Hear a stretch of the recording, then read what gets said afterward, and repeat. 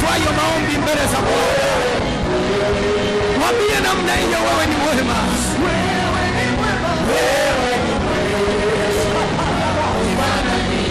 Ipo nguvu isi ya kawaida inapita. Imba namna hiyo.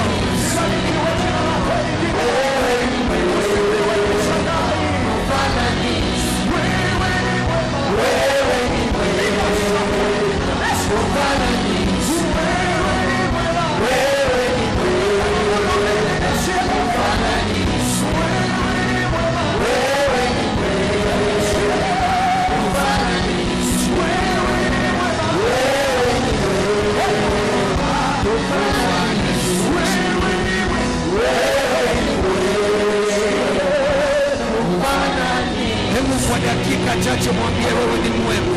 Mwambie tu wewe ni mwema Baba yangu. Mwambie wewe ni mwema juu ya maisha yangu. Mwambie wewe ni mwema katikati ya mahali ninakopita. Mwambie hata saa hii ninaamini ya kwamba wewe unaenda kunipitisha, ya kwamba wewe unaenda kunivusha, ya kwamba wewe ni mwema kwenye uzao wa watoto wako, mahali ambapo Bwana amekupa. Yeye ni mwema leo, yeye ni mwema kesho.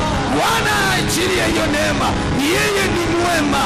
Yakiri hayo maneno, yakiri hayo maneno, yakiri hayo maneno. Na unavyozidi kukiri namna hiyo, iko nguvu inatoka katikati ya sifa za namna hii, inaenda kwenye maisha yako, inaenda kwenye maisha yako. Na ninaiona hii ni saa ya Bwana. We mwambie tu ni mwema, we mwambie tu ni mwema. Usijizuie, tuko mbele za Bwana. Sio ni watu wanaomsifu kwa namna hiyo ya kwamba wewe ni mwema. Baba, ninakupenda. Mwambie tu huyo ndio baba yako. Yeye ndiye aliyekuumba. Hatujaumbwa na mwingine. Inawezekana ukaangalia matatizo, inawezekana ukaangalia unakopita, lakini muangalie yeye Yesu. Muangalie yeye mfalme aliyetufia msalabani. Mwambie wewe ni mwema. Mwambie na kesho yangu iko mikononi mwako. Mwambie wewe ni mwema Baba yangu. Yeposheketaya rakapakoroboseketaya. Katikati ya nguvu ya sifa Baba huwa anapita. Katikati ya nguvu ya sifa vifungo huwa vinafunguka. Mwambie yeye ni mwema. Hilo neno mwema tu ukilinena kwa kumaanisha, ukilinena kwa kumaanisha, kuna vitu vinatokea sai. Watu wanaponywa, watu wanavushwa, watu wanapelekwa watu wengine. Wapo watu leo hii wanatakiwa kubeba cha kwao. Mwambie tu maneno ya kwamba ni mwema. Inawezekana wewe ni mama, inawezekana wewe ni baba, uko mahali hapa umekata tamaa, umeona Yesu akusaidii. Mwambie tu maneno ya kwamba ni mwema. Na ijua kesho yangu itakuwa yenye nguvu, yenye baraka. Na uona uwepo wa Bwana umetamaraki mahali hapa, umetamaraki mahali hapa, umetamaraki mahali hapa. Wapo watu wanaovushwa yapakoshekete, wapo watu wanaovushwa yamasakataya, wapo watu wanaovushwa, wapo watu wanaopelekwa watu wengine katikati ya neno ya kwamba Yesu ni mwema. Yesu ni mwema. Yesu ni mwema. Hata kwa watoto wako ni mwema tu, hata kwenye ndoa yako ni mwema tu, hata kwenye uchumi ni mwema tu. Nasikia niimbe hizi fadhili ya kwamba Bwana ananitosha, ya kwamba Yesu wangu ananitosha. Anakutosha na wewe ulioko hapa, anatosha na familia yako. Yeye Yesu anatosha katika jina lake. Rapakosheketaya Yemoria mosakataya. Wewe ni baba yetu uliye mwema. Ninakupenda Yesu, ninakupenda Baba, ninakupenda. Moyo huu mpe tu Yesu, mpe tu Yesu, mpe tu Yesu. Inawezekana kuna vitu vinakuondoa katika kumpenda yeye. Inawezekana uoni wema wake kwa sababu ya mapito. Inawezekana hujauona wema kwenye maisha ulio nayo. Mwambie tu hata juu ya pumzi nilio nayo wewe ni mwema. Koroboseketaya kenteribo roboshakataya. Roho Mtakatifu ulioko kwenye ibada, uliyatamia watakatifu wako, ninaomba zifungue fahamu tuelewe maandiko. Iko nguvu isiyo ya kawaida mahali hapa. Wako watu wanaenda kuelewa juu ya ufalme wa Mungu katika jina la Baba, la Mwana na Roho Mtakatifu. Amen. Pigia Yesu makofi. Ongeza na vigeregere tena. Amen, amen, amen. Tuketi.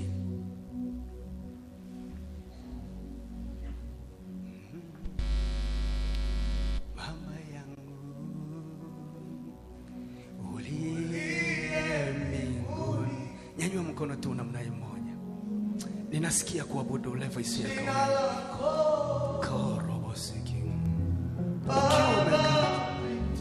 Ukiwa umekaa tu namna hiyo tu. Mwarume ako uje mapenzi yaliyo na nguvu. Jesus. Wenyenyekea tu namna hiyo. Mwambie ufalme uje. Baba uliye mbinguni, tia Bwana Yesu. Jina lako Baba litukuzwe. Ufalme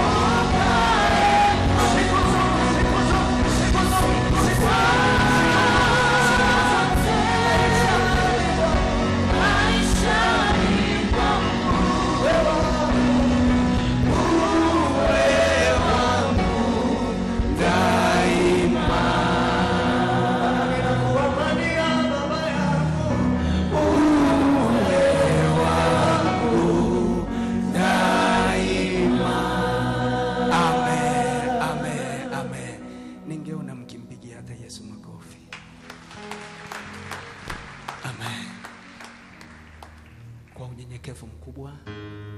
Ninamshukuru Mungu kwa ajili ya neema yake kubwa ambao amenipa mimi na familia yangu, lakini pia na watu wa huduma ambao Mungu ametupa tuambatane. Namshukuru tena Mungu kwa ajili ya nafasi ya kipekee ambao amenipa tena kibali kuwepo kwenye hii madhabahu. Ninaendelea kunyenyekea sana. Mwaka jana mwezi wa 10 tulikuwa pamoja mahali hapa. Tuliona mkono wa Mungu ukivusha watu, ukisaidia watu, na ninaamini katika yeye anitiaye nguvu hata sasa kuna nguvu zaidi katika jina la Yesu. Nasema kuna nguvu zaidi katika jina la Yesu. Amen. Nasema kuna nguvu zaidi ya jana katika jina la Yesu. Amen. Mchungaji kiongozi, wachungaji wasaidizi, baraza la wazee, kamati ya uinjilisti, lakini na washirika wote, Mungu awabariki kwa nafasi hii. Mungu amenipa neema kama ambavyo mke wangu ameambatana na mimi, ameshatambulishwa. Mke ambaye Mungu amenipa aniombee kwenye huduma hii, na Mungu ambariki pia. Lakini amenipa mtumishi wa Mungu Pastor Paul ambaye tuko pamoja tena kwa ajili ya kusudi. Amen. Amen. Amen. Basi kabla ya kutambulisha somo, ninaomba niseme haya. Tutakuwa na morning glory ambao itakuwa ni siku ya kesho kuanzia saa 12 asubuhi mpaka saa 1. Ninakualika, Mungu akupe neema. Njoo tuanze na Bwana mahali hapa. Mwambie jirani, njoo tuanze na Bwana. Mgeukie tu mwambie, njoo tuanze na Bwana. Kwa Mungu ametupa neema, tutakuwa na kibali cha somo linalosema mjue sana Mungu ili kesho yako iwe na matokeo makubwa. Kuna watu kama wajanielewa. Nimesema hivi, somo la Morning Glory siku ya kesho ni somo limekaa kiuchokozi, tunahitaji kuomba. Amen. Linasema mjue sana Mungu ili kesho yako iwe nzuri. Manake level ya kumjua Mungu ndio ufunguo wa kesho yako kuwa nzuri. Level yako ya kumjua Mungu ndicho utakachokifanikiwa. Hauwezi kuzidi hapo. Sasa Mungu akupe neema, njoo kesho Morning Glory tuanze na Bwana na tumjue zaidi ili kesho yetu iwe na nguvu. Kile kitabu cha Ayubu ndicho tutakachosimama nacho. Ayubu 21 ule mstari wa Ayubu 22 ule mstari wa 21 ambao unasema mjue sana Mungu ili uwe na amani. Kwa inawezekana amani yako haipo ni kwa sababu level yako ya kumjua Mungu ni ndogo. Amen. Amen, watu wa Mungu. Lakini Mungu ametupa neema tena. Nikukaribishe kwenye semina, usikose. Mungu amenipa somo ambalo ni somo la majira na amenisemesha vitu vingi, lakini ni somo ambalo linakutafakarisha na kujipima ya kwamba uko wapi. Kanisa, Bwana Yesu asifiwe. Bwana Yesu asifiwe. Somo tutakalotembea nao kwenye semina ambao ndo tumeanza nalo sasa hivi na jioni tutaendelea. Na nikishafundisha sitarudia kufundisha tena kwa sababu ni package kubwa ambayo Mungu amenipa kwa ajili ya hii wiki ya Pasaka. Kwa nikuombe Mungu akupe neema uwepo. Amen. Mungu akupe neema uwepo. Kuna kitu kikubwa utakidaka kwa ajili ya maisha yako ya kesho. Somo linasema hivi, andika kama unaandika. Linasema nguvu ya msalaba kama madhabahu ya ukombozi. Nguvu ya msalaba kama madhabahu ya ukombozi. Inawezekana ukawa unasikia kwamba tumekombolewa kwa damu, tumekombolewa na msalaba. Ukawa unasikia msalaba, msalaba, msalaba, lakini haukuwahi kujua ni nguvu ipi iliyoko kwenye msalaba na kwa nini tuweke msalaba kama utambulisho wa imani yetu. Ndivyo vitu ambavyo Mungu atatusaidia wiki hii na tutaenda kupata zaidi na ufahamu wetu utafunguka zaidi. Bwana Yesu asifiwe. Bwana Yesu asifiwe. Kwa hiyo ninakualika sana, njoo kwenye semina na somo hili litakufaa sana. Kitabu kile cha Wakorinto wa kwanza. Kitabu cha Wakorinto wa kwanza ile sura ya 15 ndo ninaanza kufundisha. Ninataka nifundishe kwa utangulizi, lakini tupate muda wa kuomba hapa hapa kwenye ibada na vitu vitokee katika jina la Yesu. Wakorinto wa kwanza sura ya 15 ule mstari wa 21 na kusomea. Unasema hivi: maana kwa kuwa mauti ililetwa na mtu, kadhalika na kiyama ya wafu ililetwa na mtu. Narudia tena mstari wa 21, ninataka udake. Maana kwa kuwa mauti ililetwa na mtu, kadhalika na kiyama ya wafu ililetwa na mtu. 22, kwa kuwa kama katika Adamu wote tunakufa, wote tunakufa, wote tunakufa, kadhalika na katika Kristo wote tutawishwa. Lakini kila mmoja mahali pake, limbuko ni Kristo, baadaye walio wake Kristo atakapokuja. Nisikilize vizuri. Anasema kwa kuwa mauti iliingia kwa mtu mmoja, vile vile na kiyama au ondoleo la mauti litakuja kwa sababu ya mtu mmoja. Na nazidi kuzungumza kwamba kwa Adamu tulipokea mauti, na sai tunakufa. Sasa ninataka udake kilichoandikwa kijaandikwa kwa bahati mbaya. Anasema tunakufa, manake huu ni wakati uliopo na unaendelea. Kwa Adamu tunakufa.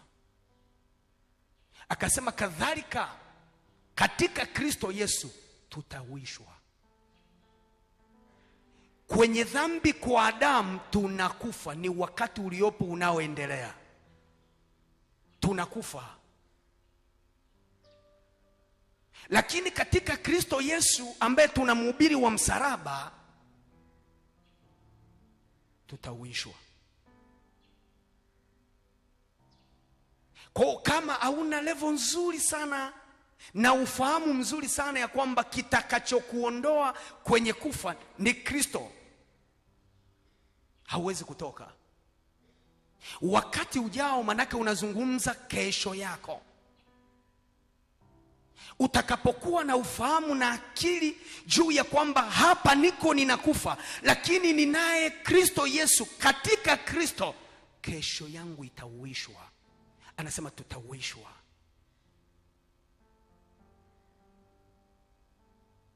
Kanisa, Bwana Yesu asifiwe. Okay, ngoja nisogee kidogo. Kile kitabu cha Warumi 5. Kitabu cha Warumi sura ya 5. Ule mstari wa 12. Kuna mahali ninataka nizungumze watakatifu wa Bwana. Anasema hivi mstari wa 12. Warumi 5 ule mstari wa 12 anasema hivi: kwa hiyo kama kwa mtu mmoja dhambi iliingia ulimwenguni, na kwa dhambi hiyo mauti, na hivyo mauti ikawafikia watu wote, kwa sababu wote walifanya dhambi. Ninaomba nirudie, kuna vitu ninataka uvidake, ili tunapoanza kuomba kuna mahali uombe vitu vitokee. Anasema kwa hiyo kama kwa mtu mmoja dhambi iliingia ulimwenguni, na kwa dhambi hiyo mauti, na hiyo mauti ikawafikia watu wote, kwa sababu wote walitenda dhambi. Nisikilize vizuri. Kama kwa Adamu tunakufa, na kama kwa mtu mmoja dhambi iliingia ulimwengu, na kwa dhambi ile mauti,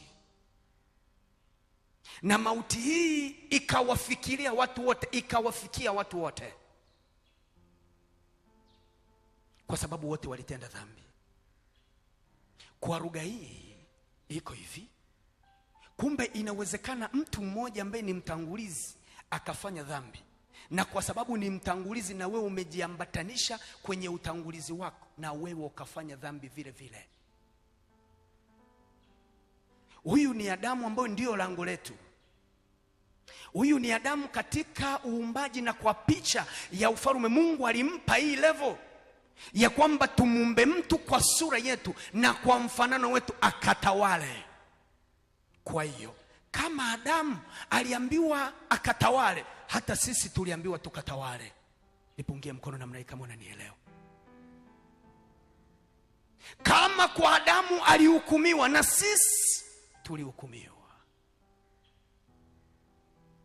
Roho Mtakatifu saidia kanisa, kuna mahali tunataka tuelekee. Okay. Kitabu cha Maombolezo 5:7 anasemaje? Angalia kitu cha Maombolezo 5:7. Ninachotaka nikupe ni picha ya kwamba mtangulizi wako akiharibu njia ya mwanzo wake, hata wanaofuatia wote wanaharibu.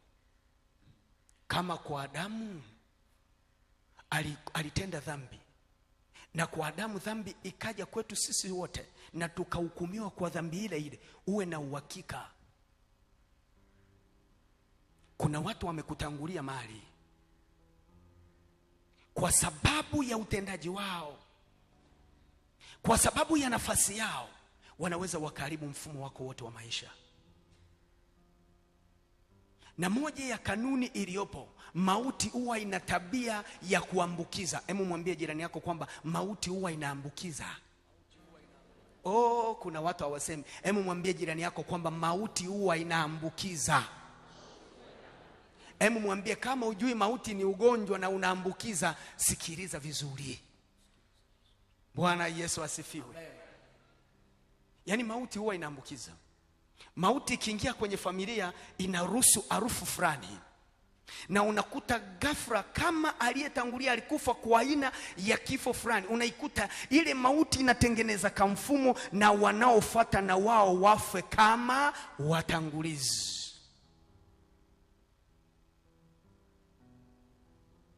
Thank you Holy Spirit. Anasemaje?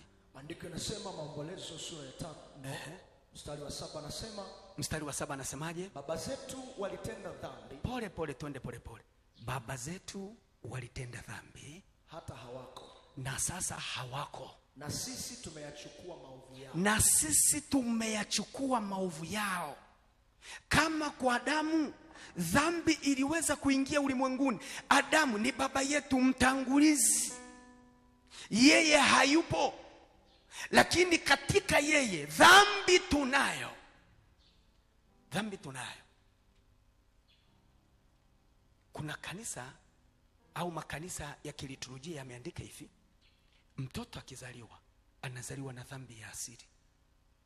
Anapobatizwa anaondolewa ile dhambi ya asili. Dhambi gani? Aliyoipata kwa Adamu, dhambi ya urithi. Sasa ukisoma vizuri na namna ambavyo tutasogea mbele, tunaonyeshwa Kristo Yesu ndiye mwana ambaye alikuja kuzaliwa kwetu sisi, akauchukua mwili kama wa kwetu, ili aondoe hii dhambi ya asili kwetu sisi na mateso ambayo tunatakiwa kuhukumiwa kwayo. Kanisa, Bwana Yesu asifiwe. Kwa hiyo kuna aina ya dhambi na makosa ambayo yako kwenye maisha yako ni kwa sababu ya watangulizi. Okay, ngoja nije kwa namna hii. Nikakutana na dada mmoja anaomba kweli, akaniambia, mtumishi, ninaumia ndani yangu. Kamwambia nini? Akasema, kinachonishangaza, kuna jambo ambalo kwenye familia linatutesa sana, alafu hili jambo, yani toka hata kwa mashangazi kule ninasikia ndivyo ilivyo. Nikamwambia, niambie ikoje? Akasema hivi, sisi hakuna mtu anayeolewa kwetu, cha kwanza lazima kwanza abebe mimba, alafu sio kubeba tu mimba, angalau hata mimba baba ajulikane.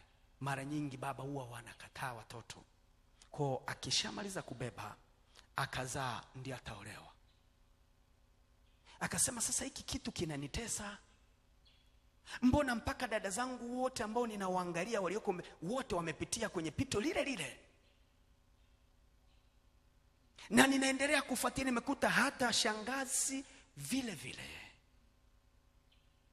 Mbona hili tatizo linaniumiza, na mimi nimeokoka, nampenda Yesu. Akasema, mpaka hata wanaume wakija ninawaogopa, kwa sababu nachofikiri ndani yangu kwamba yale yale wakina dada na yale yale ya wakina shangazi yananifuatia. Wakati nazungumza naye ndio nasikia baba zetu hawapo, walitenda dhambi. Kuna aina ya misingi walitengeneza, ambao misingi hii inatuondolea haki ya kuishi utukufu ambao tunatakiwa kuishi leo, ili kesho yetu iwe na nguvu.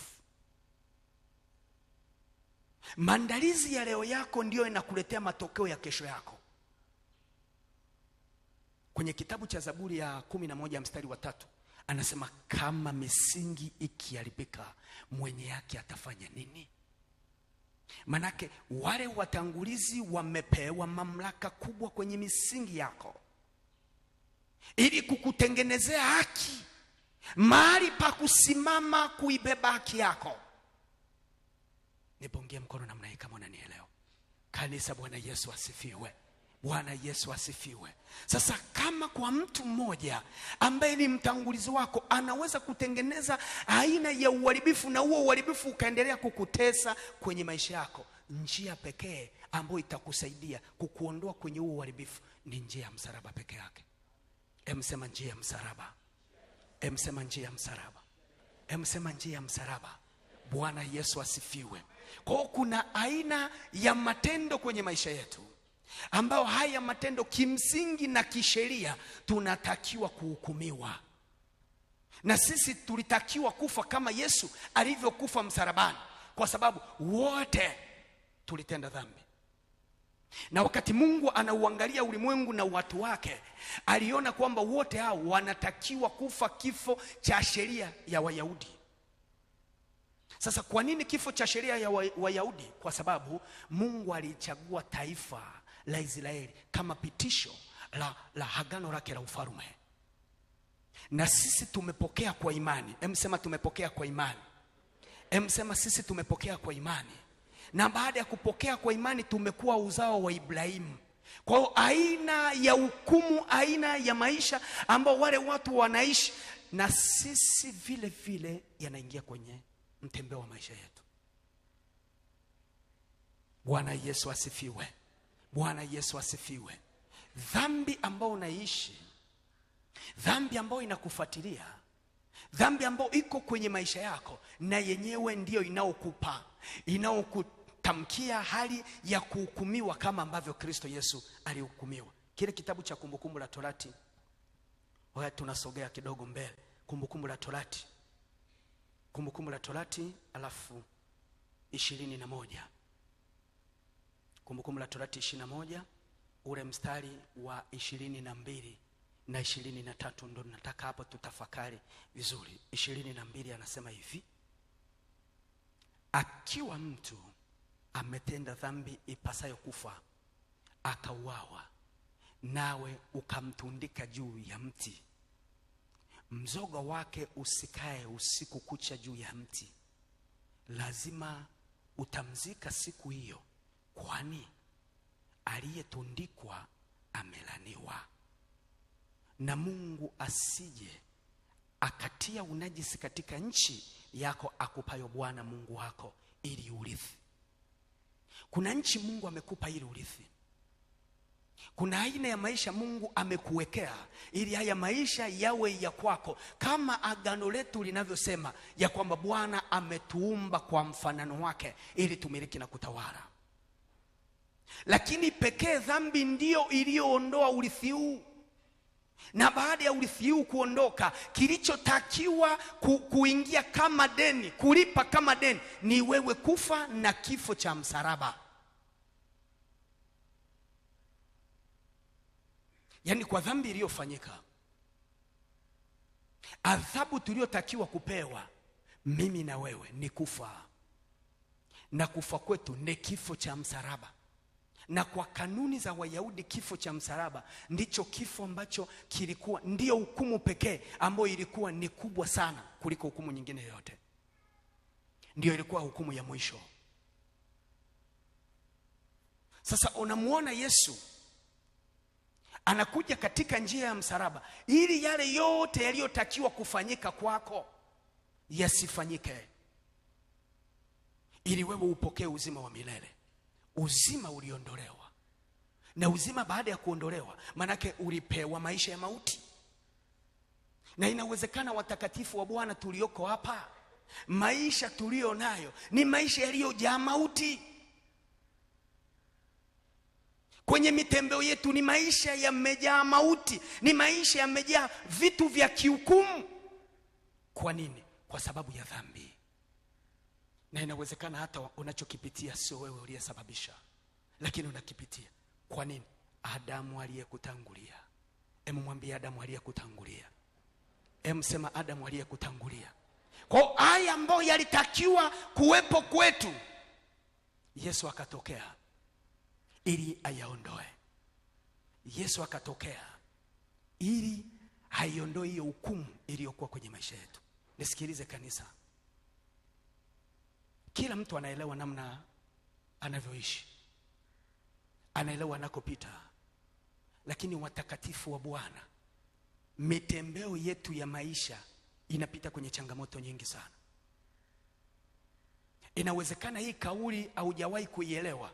Yesu aliposema anayenipenda mimi ajitwike msalaba wake anifuate. Naomba niseme na wewe, kila mtu kwenye maisha yake ana msalaba wake. Unakuta msalaba mwingine ulio nao wewe ni wa kuhukumu ufe kwa ajali. Inawezekana msalaba uliotundikwa ulio nao wewe ni kufa maskini. Inawezekana msalaba ulio nao ulioandikiwa wewe ni kufa bila kuzaa. Lakini ni msalaba. Okay, ngoja nije na picha hii. Pale Calvary kulikuwepo na misalaba mitatu. Msalaba mmoja ulikuwa upande wa kushoto wa Yesu.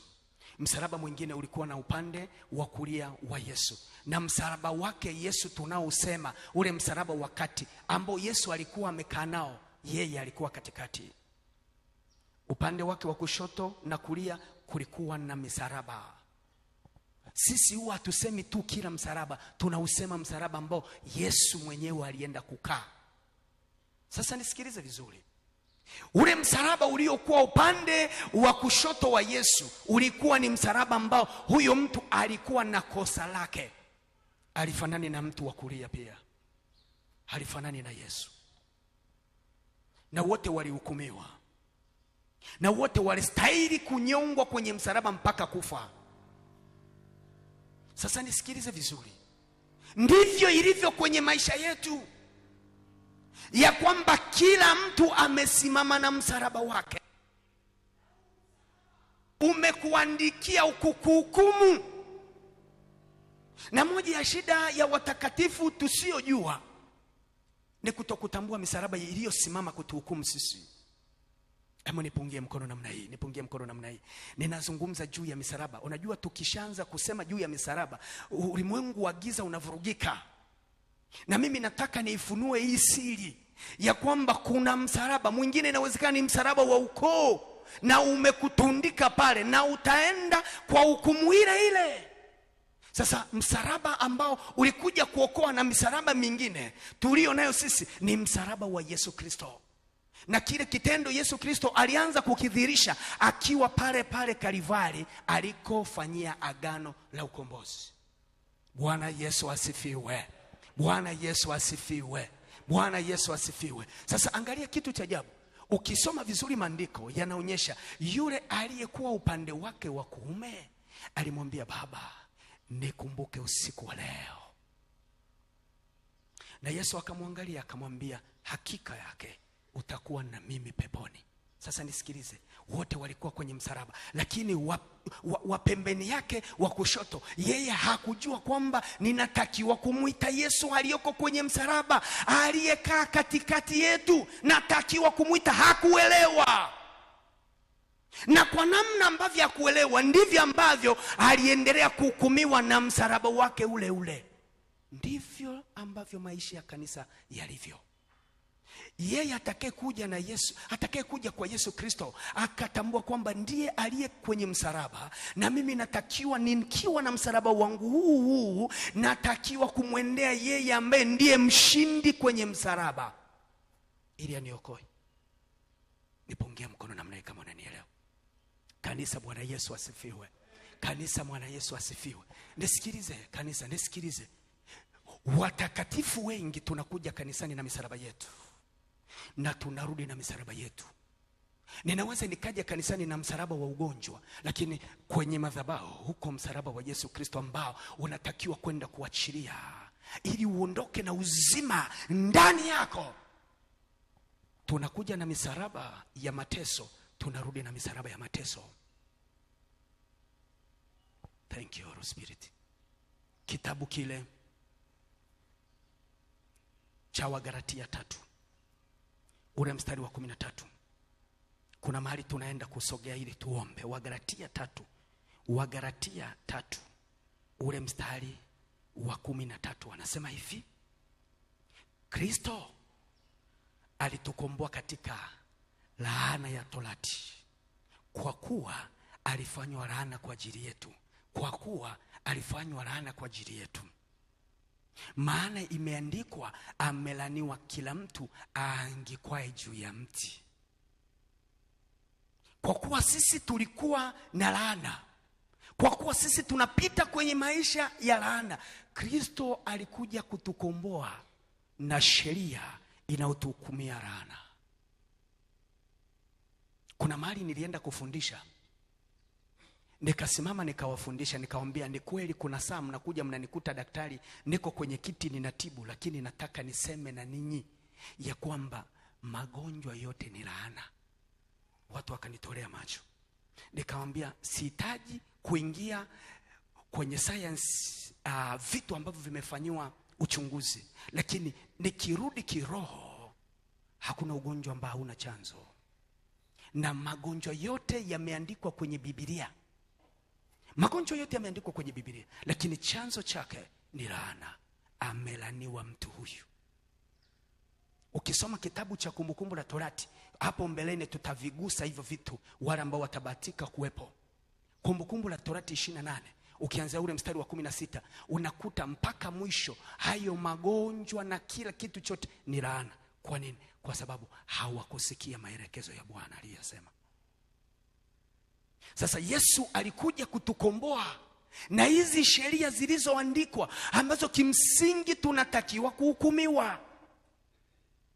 Sasa moja ya mahali tulikokuwa sisi watakatifu ni kujua msalaba wa Yesu Kristo, kwamba ninatakiwa nife na Yesu Kristo msalabani. Mimi msalaba nilio nao ufanane kama yule aliyekuwa mkono wake wa kuume, kwamba msalaba nilio nao utaniua. Hapa cha kunifaa ni kuutaka msalaba wa huyu aliyoko katikati yangu. Ni kitu ambacho natakiwa ukifahamu ya kwamba huu msalaba nilio nao, ninakugeukia we Yesu, ninauleta msalaba wangu kwako ili aweze kukukomboa. Na unamwambia nimekufa na wewe saa hii, ninazikwa na wewe, na nitafufuka na wewe. Kitabu cha Warumi tunaenda kuomba. Kitabu cha Warumi sura ile ya 6. Kitabu cha Warumi sura ile ya 6, ule mstari wa 3 ninakusomea. Anasema, hamfahamu ya kuwa sisi sote tulibatizwa katika Kristo Yesu, tulibatizwa katika mauti yake? Mstari wa 4, basi tulizikwa pamoja naye kwa njia ya ubatizo katika mauti yake, kusudi kama Kristo alivyofufuka katika wafu kwa njia ya utukufu wa Baba, hivyo hivyo na sisi tuenende katika upya.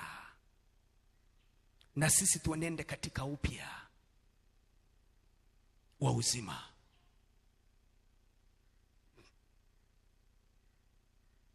Sasa nikianza kukuuliza mtakatifu uliyoko hapa, kwamba maisha yako namna unavyoenenda, unaenenda katika upya. Okay. Ukipima miaka ambayo umeishije? Kuna watu wako chini ya jua, miaka inaenda lakini wanaishi kwa hasara chini ya jua hapa. Hawajawahi kulitimiza kusudi hata siku moja. Manake huyo mtu amekaa msalabani. Okay, nielewe hivi. Mtu aliyoko msalabani, aliyeangikwa msalabani, hawezi kujitetea. Yule mtu akafahamu ya kwamba ninatakiwa nimuite Yesu ndiye anayeweza kunitetea. Hapa nilipo siwezi nikajitetea. Ninazungumza na watu, kuna watu wako msalabani hawawezi kujitetea. Yaani miaka 5 uchumi ulio nao ni ule ule, hauwezi kujitetea.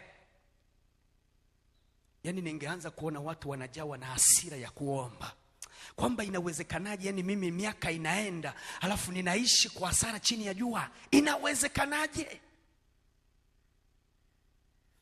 Inawezekanaje? Nisikilize mtumishi wa Mungu.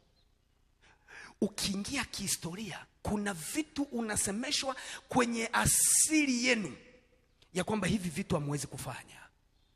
Okay, ngoja nikutolee ushuhuda huu alafu tunaenda kuomba. Nisikilize. Familia ambako nimezaliwa mimi, ni familia ambao nilikuta desturi zao walizokuwa wanazifanya na imani yao ilikuwa tu ni kwa waganga.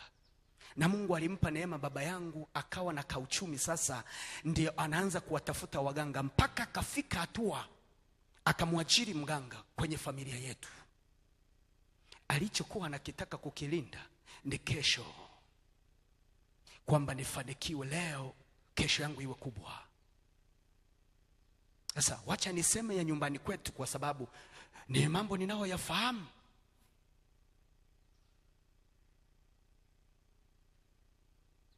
Sasa sikuwahi kuona kama ndani ya familia yetu kuna kitu kama hiki nilichokibeba. Yesu ananiita ya kwamba kuna kitu amewekeza ndani yangu kwa ajili ya ulimwengu, kwa ajili ya kusaidia wengine. Lakini nilikozaliwa, hata Bwana Yesu asifiwe, haipo mama.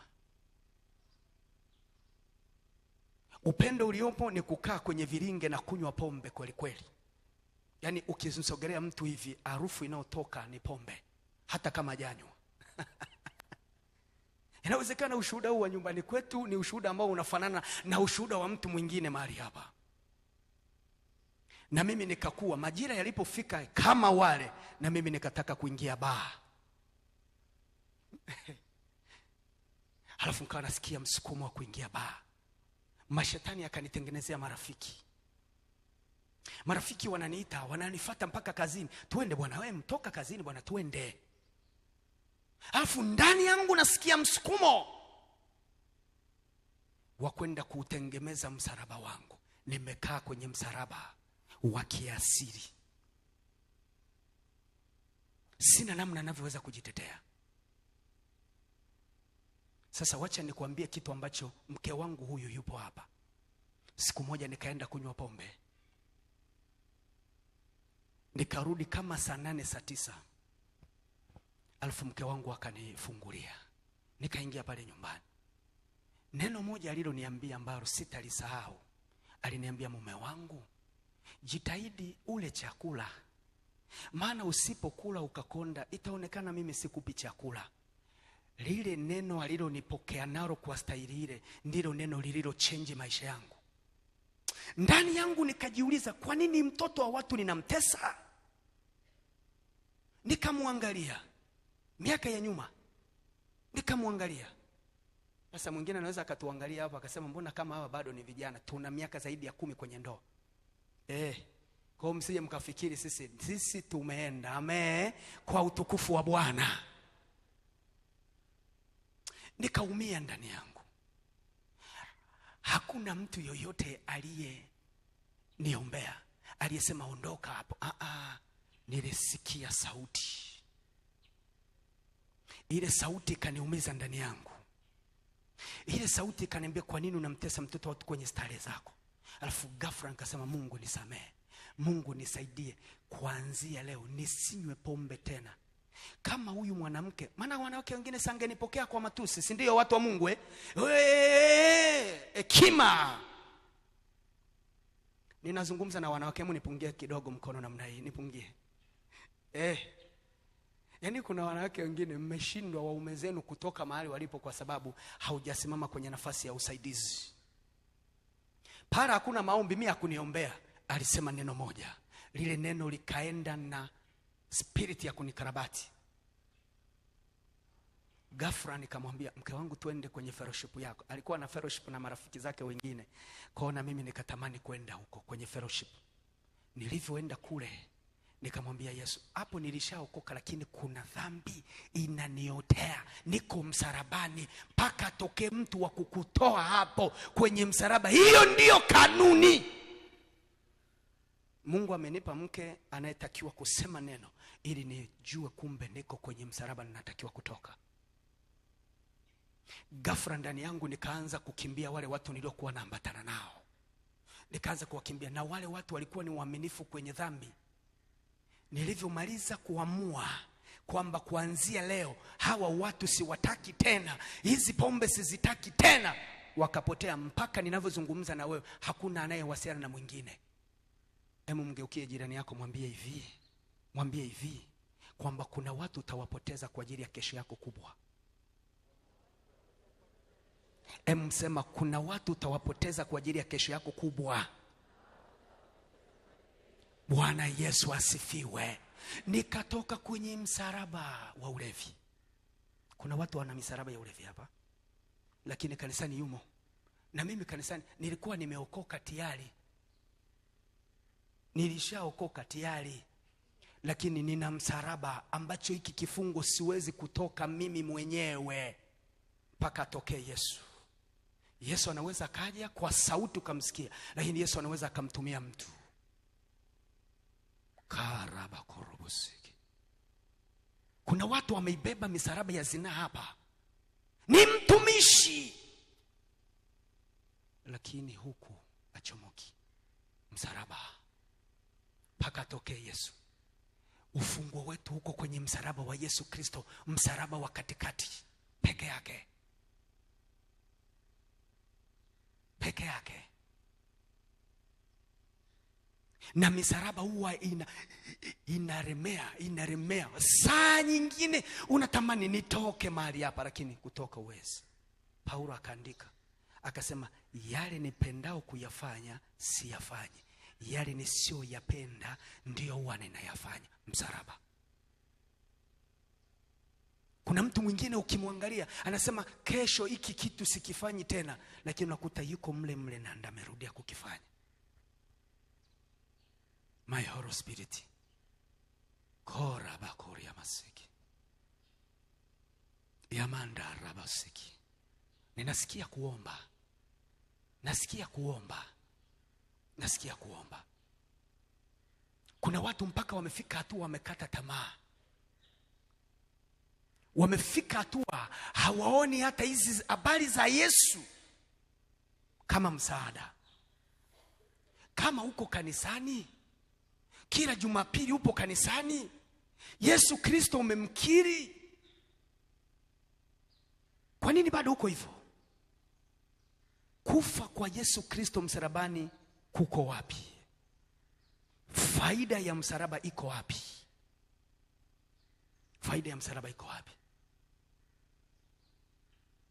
Faida ya msalaba iko wapi? Okay, ngoja nikupe ufunguo mwingine, kitabu cha Wakolosai. Wakolosai 1:13. Wakolosai 1:13. Wakolosai 1:13 anasema hivi: naye ambaye ndiyo Yesu sasa, naye alituokoa katika nguvu za giza, akatuhamisha na kutuingiza katika ufalme wa mwana wa pendo lake,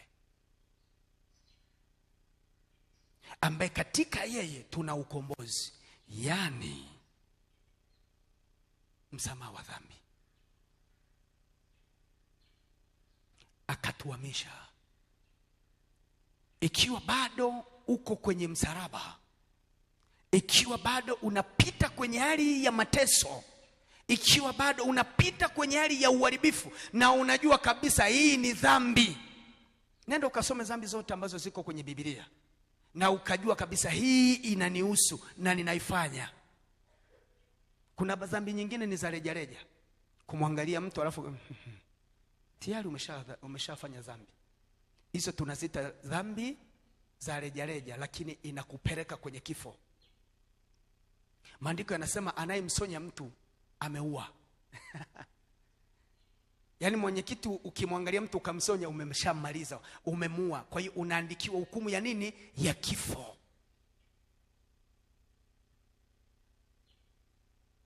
Sasa tafakari ndani yako. Mbona matendo haya ya uharibifu na dhambi bado yanatendeka kwenye maisha yetu, na sisi tunasema tunamfuata Yesu wa Kalvari? Manaka hatujahama, hatujahamishwa. Na huku kuhama, kuna wanaohamishwa kwa sauti na kwa nguvu za Mungu. Kuna wengine wanajihamisha wenyewe, ya kwamba nimekuja kusubmit kwa Yesu. Yesu niondolee huu msalaba. Alafu anamsaidia. Kuna saa Yesu akikuangalia sema imani yako imekuponya. Thank you Holy Spirit. Ninataka tuombe. Inawezekana huko hapa umekata tamaa.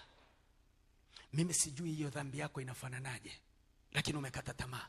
Umefika hatua hautamani hata kuishi. Niliwahi kukutana mtu anambia sitamani hata kuishi. Ninachotaka niseme kuna koro ya Yesu. Emsema kuna koro ya Yesu. Emsema kuna koro ya Yesu. Emsema kuna wito wa Yesu. Emsema kuna wito wa Yesu. Kitabu cha Mathayo 11 ule mstari wa 28. Huu ndio wito wa Yesu Kristo saa kama hii, ambayo watu waje na misaraba yao, waje kwenye msalaba wa Yesu Kristo. Mathayo, hapa ndipo ambako tunaenda kusimamia. Wakati praise mmeshakaa kwenye vyombo, naamini mmeshanielewa mpaka hapo. 11:28 anasema hivi. 11:28 anasema hivi: njooni kwangu ninyi nyote msumbukao na wenye kulemewa na mizigo, nami nitawapumzisha. Hiyo ndio koro. Hiyo ndio koro.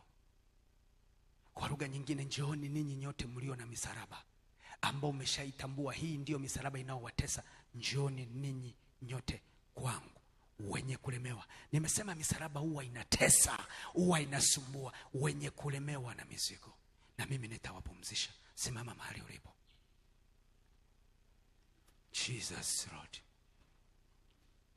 Kama ndani yako unasema leo ninataka nimpe Yesu maisha yangu, na sijawahi kumpa Yesu maisha yangu, na ndio maana hii misaraba inaendelea kunitesa, mahali ulipo nyanyua mkono juu. Inawezekana ni mara ya kwanza haujawahi kuokoka kumpa Yesu maisha yako, na unasema sina namna ambavyo ninaweza kutoka kwenye huu msalaba, na muhitaji tu Yesu peke yake nimkabidhi maisha yangu ili ashughulike na msalaba wangu. Nyanyua mkono juu. Na inawezekana mwingine anasema niliwahi kumkiri Yesu, lakini nikakosa maamuzi ya kunipeleka kwake Yesu na kumfuata. Kama uko mahali hapa, nyanyua vizuri tu hivi kwamba ninatakiwa nimkiri Yesu. Nataka nimkiri Yesu kwenye maisha yangu. Alafu sogea tu mbele hapa, iwe laini yako ya kwanza hapa. Wale ambao wanataka kutengeneza na Bwana Yesu, kwamba tukabisi misaraba inaotutesa mbele zake. Kanuni ya kwanza, lazima umuite Yesu kama yule alivyomuita kwa kumkiri ya kwamba ninajua wewe ndio utakayeniokoa. Sogea tu hapa mbele. Haya ni maamuzi ya kwako. Usimwangalie aliye pembeni yako. Hata yule aliyekuwa kwenye misaraba, wale wawili hawakujadili kwamba tumkiri au tusimkiri. Alivyojua kwamba mimi msalaba nilio nao, huu msalaba ni mzito, akamkiri Yesu.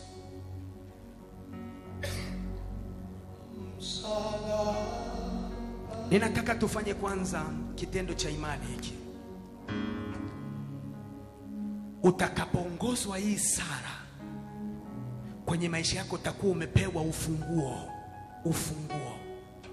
Maandiko yanasema nimekupa ufunguo wa ufalme wa mbinguni. Anasema chochote utakachokifunga duniani kitakuwa kimefungwa na mbinguni. Niwekee maiki yangu vizuri namna hii, ikae tu vizuri. Kuokoka ni ufunguo wa kwamba leo ninafungua haya mateso. Ndio maana yake. Na tutaomba nguvu ya kusimama na ufunguo huu. Maisha yako yote, kesho yako itakuwa yenye nguvu kuliko kawaida. Na kwa kitendo hiki msije mkakosa kwenye semina kabisa. Na ninachotaka niseme na wewe, kuna mambo mapya yanaenda kutokea this wiki. Nyanyua mikono juu. Utakiri sala hii. Sema, Mungu uliye hai, ninakushukuru, ninakutukuza. Wewe ni baba yangu, wewe ni Mungu wangu. Leo hii nimesikia sauti yako, nimeamini ndani ya moyo wangu ya kwamba ni wewe Yesu ulinifia msalabani, ni wewe ulikufa ukafufuka kwa ajili yangu. nimeamini ndani ya moyo wangu na nimepokea haki. Kuanzia sasa ninakukiri kwa kinywa changu na moyo wangu ya kwamba wewe uwe Bwana na Mwokozi wa maisha yangu. Kuanzia leo kila uovu, kila dhambi, kila makosa na vifungo vyote vilivyoandikwa kwa ajili ya maisha yangu leo hii vifutwe kwenye kitabu cha uovu, cha dhambi. Kifutwe kuanzia leo, liandikwe jina langu kwa upya kwenye maisha yangu kwako mbinguni. Unipe neema ya uzima kwenye maisha yangu. Kila mateso yaliyonitesa leo hii na yaapisha kwenye msalaba wa Yesu Kristo. Yaondoke, yasiwepo tena. Msalaba wa mateso ulionitesa, kwa kukiri nguvu ya msalaba, nimeuweka kwenye msalaba wa Yesu. Nimekuja saa hii, ninachukua maisha yangu na kuyapatanisha kwenye msalaba wa Yesu, ili kesho yangu iwe yenye nguvu na uweza na mamlaka katika jina la Yesu. Endelea kumshukuru Mungu. Ninataka niombe kwa ajili yako katika jina la Yesu. Saa hii hiyo misalaba ambayo iko hapa, ambayo imemtenga mtu huyu hawezi kusimama tena kwenye nafasi. Right now, nguvu za giza ondoka, mwachie huyu mtu. Walinzi wa kipepo waliokaa hapo ili kumlinda huyu mtu asitoke kwenye huo msalaba wa mateso, msalaba wa kiasili. Haya, hauti, fanya haraka, ondoka, fanya haraka, mwachie. Haraka mwachie. Nguvu za giza zote ziondoke. Nasimama saa hii kama kuhani, naachilia kipawa cha Roho Mtakatifu juu yako. Nguvu ya Roho Mtakatifu juu yako. Nguvu ya Roho Mtakatifu ikakusaidie. Nguvu ya Roho Mtakatifu ikakusaidie. Nguvu ya Roho Mtakatifu ikakusaidie. Nguvu ya Roho Mtakatifu ikusaidie. Nguvu ya Roho Mtakatifu ikusaidie. Nguvu ya Roho Mtakatifu ikusaidie. Nguvu ya Roho Mtakatifu ikusaidie. Uame hapo ulipokaa kwa muda mrefu. Nguvu ya Roho Mtakatifu ikusaidie. Uame hapo. Nguvu ya Roho Mtakatifu ikusaidie. Nguvu ya Roho Mtakatifu ikusaidie. Nguvu ya Roho Mtakatifu ikusaidie. Nguvu ya Roho Mtakatifu ikusaidie. Ikakusaidie. Upite hapo. Usaidiwe. Nguvu ya Roho Mtakatifu ikae juu yako. Ikae juu yako. Nguvu ya Roho Mtakatifu ikae. Ichomoke hapo. Nguvu ya Roho Mtakatifu ikusaidie. Nguvu ya Roho Mtakatifu ikusaidie. Nguvu ya Roho Mtakatifu, pokea kipawa cha Roho Mtakatifu. Kipawa cha Roho Mtakatifu. Kipawa cha Roho Mtakatifu. Kipawa cha Roho Mtakatifu. Kipawa cha Roho Mtakatifu. Kipawa cha Roho Mtakatifu. Kipawa cha Roho Mtakatifu. Kipawa cha Roho Mtakatifu. Kipawa cha Roho Mtakatifu, ili ukakulie wokovu, ili nguvu ya wokovu iwe kubwa katika jina la Yesu. Wakati unaimba huo wimbo, nataka sasa ambao wanasema tunataka tuombewe, kila hii misalaba ambayo imekaa kwetu iachie. Kama bado umekaa huko, sogea mbele. Ninyi ambao mmeokoka, sogea tu mbele hapa. Kuna kitu tunaendelea kuomba. Karibu. Endelea kuomba kwa ajili ya hiki kilichotokea. Kama kuna wengine wanasema tumeshaokoka lakini bado kuna vifungo tunaviona vinapita kwetu, sogea tu mbele.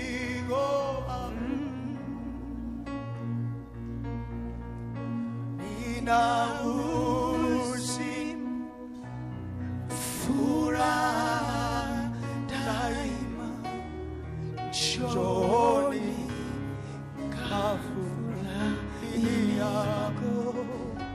Endelea kumwambia Mungu namna hiyo. Msalaba asili ya mema, nitatua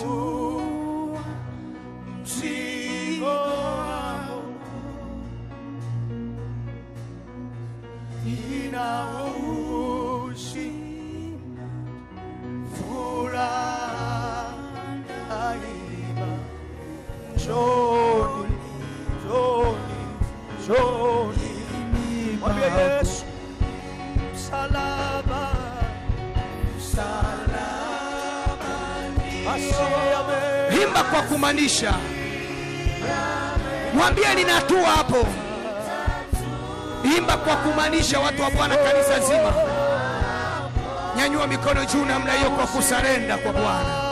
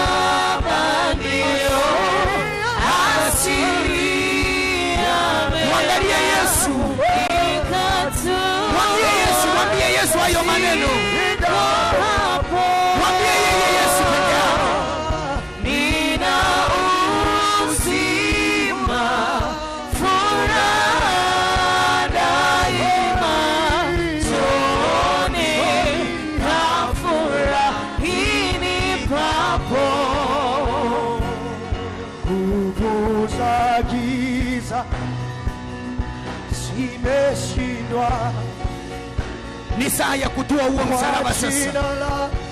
Uachie huo msalaba. Uachie huo msalaba ambao unakutesa. Usemeshe mbele za Yesu, mwambie Yesu ya kwamba ninao msalaba huu unanitesa.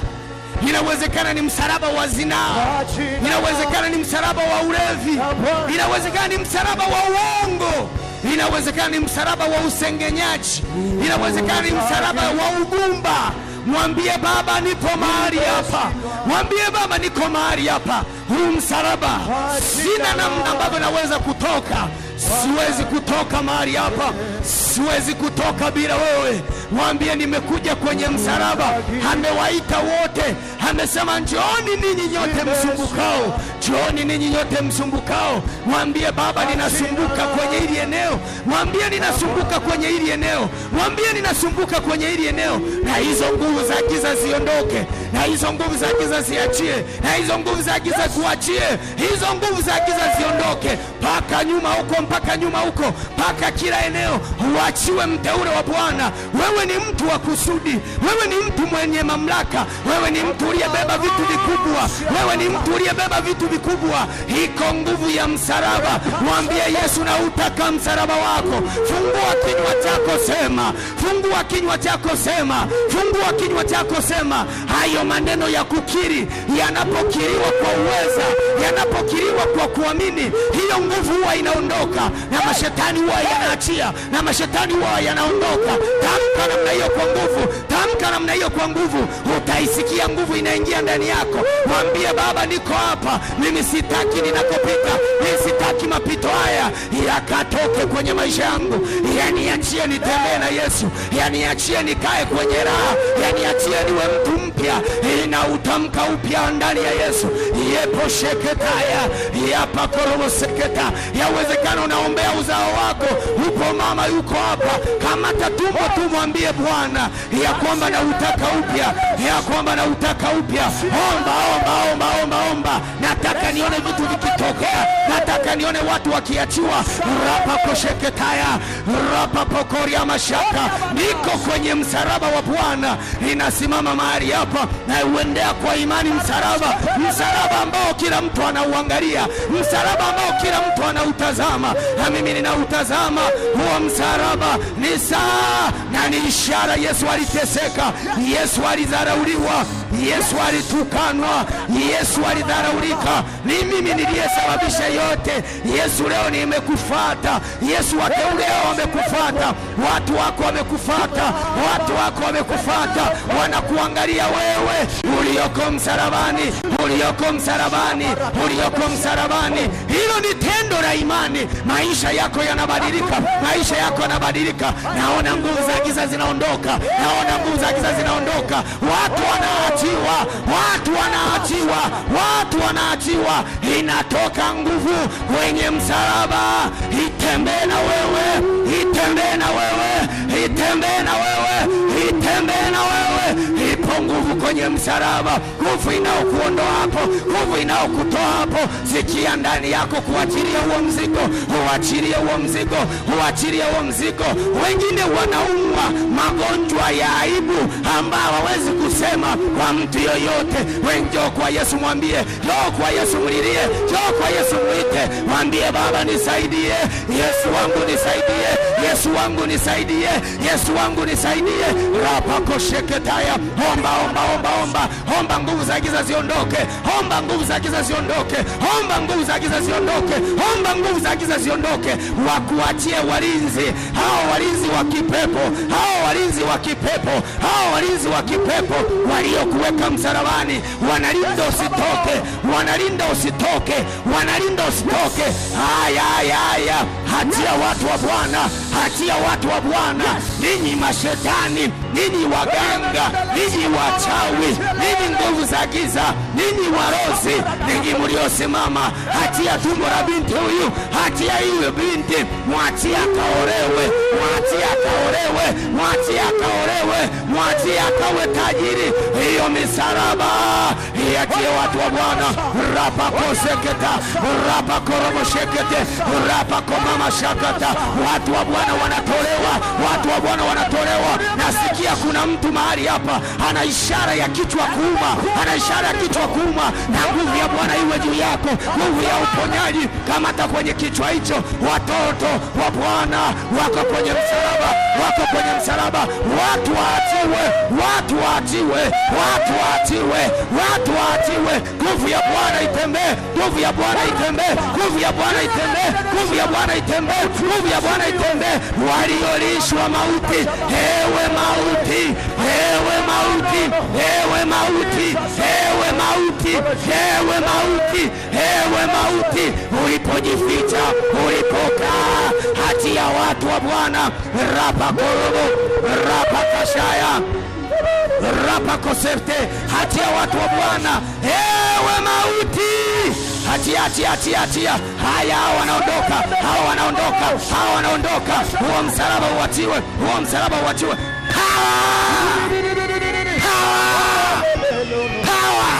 Huo msalaba toka. Msalaba wa kiasiri. Msalaba hatia wateule wa Bwana. Rapa koria. Rapa shakata. Rapa koromosekete. Rapa koria. Watu wa Bwana Yesu anawaita. Yesu anawaita. Yesu anawaita. Yesu anawaita. Yesu anawaita. Waondolewe misalaba, misalaba, misalaba ya mateso, misalaba ya mateso, misalaba ya mateso. Ya shakata ya museketaya. Nasema na misalaba ya mateso. Nasema na misalaba ya mateso. Yes. Haya. Hatia watu wa Bwana. Koshataya. Hatia wateule wa Bwana. Koropopo sekete moto. Ya shakata ya musekete. Watu wa Bwana wafunguliwe. Hiyo misalaba ya mateso. Upo msalaba wa Yesu. Ndiyo dawa yetu.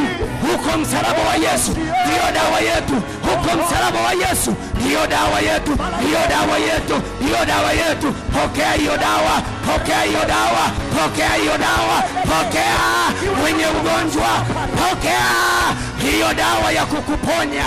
Hautateseka tena, hautateseka tena. Bwana yuko mahali hapa. Huo msalaba uliokutesa muda mrefu unaotolewa hapo, unakutoa hapo, unatoka hapo, unatoka hapo, unatoka. Toka, toka, toka. Rapa koria washekete. Yapa korapa. Power. Reseteribo sakataya. Waachie wateule wa Bwana, waachie tu wakamtumikie. Mwacha mtumikie Mungu, mwacha mtumikie Mungu, mwacha mtumikie Mungu. Nasema mtumikie Mungu, nasema mtumikie Mungu. Huduma Bwana anaziita, huduma Bwana anaziita. Rapa kore mwendeleo sekete. Haya, haya, haya, haya, haya, haya, haya, haya. Reseke potoribus.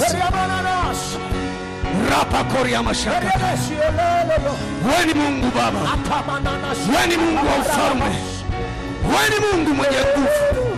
Hiyo misalaba imeondolewa, hiyo misalaba imeachia. Hawa ni watumishi wa Bwana. Leo ninawatangazia kama Bwana aishivyo, ya kwamba hakuna ambaye amekuja mahali hapa hataendelea kuteseka, hataendelea kuteseka. Kila aina ya mikataba ya aibu, ya aibu, iatie wateule wa Bwana. Hayo magonjwa yaondoke, hayo magonjwa yaondoke, hayo magonjwa yaondoke, hayo magonjwa yaondoke, hayo magonjwa yaondoke. Na release power, na release power, na release power, na release power, na release power, na release power, na release power. Pokea uponyaji, pokea uponyaji, pokea uponyaji na kurejeshea afya yako. Afya irejee, afya irejee, afya irejee, afya irejee. Power ya wewe, power ya wewe, ya wewe. Yes, apotorobos. Korobos seketaya. Leo Mungu amesema na wewe. Mungu amesema na wewe. Huduma iliyoko ndani yako, usije ukafikiri mambo yako yatakuwa mepesi. Kuna wengine wanapita kwenye shida kwa sababu hawajawahi kujua walichokibeba. Nitaendelea kutoa shuhuda zangu mimi mwenyewe. Mpaka hivi leo niko ninakuhubiria ilikuwaje. Oh my Holy Spirit, nyanyua mikono juu. Baba, ninatangaza from today. Ninatangaza from today. Kila miti iliyoangikwa, kila misaraba nyingine ni misaraba ya mapangoni. Watu wamewekwa huko, wamefichwa kwamba wasionekane. Kuna wengine ni saa yao ya kuolewa, ila wamefichwa kwenye mapango ya kiasili. Out. Nimetamka leo from today, hiyo misaraba yote ikaanguke katika jina la Yesu. Tunasimamisha msalaba mmoja wa Yesu Kristo wa Nazareti. Amen. Pigia Yesu makofi.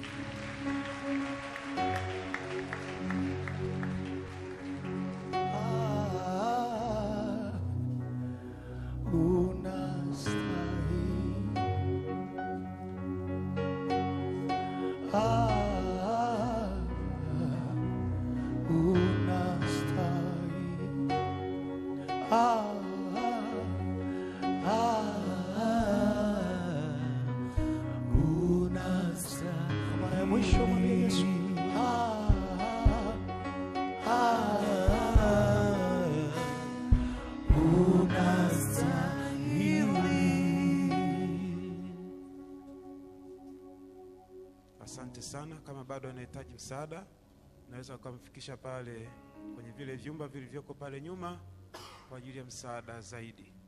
Bwana Yesu asifiwe. Basi tunamshukuru Mungu kwa ajili ya ujumbe wa neno lake kupitia mtumishi pamoja na maombi. Mungu akubariki sana na Roho wa Mungu atusaidie kuliishi neno lake. Amen. kwa wakati huu ninaomba niwakaribishe wale waliojiandaa kwa ajili ya kumshukuru Mungu kwa sadaka ya fungu la 10. Kama mpo tafadhali na mmeshapokea zile bahasha, basi unaweza ukasimama tu moja kwa moja ukaanza kuja. Mungu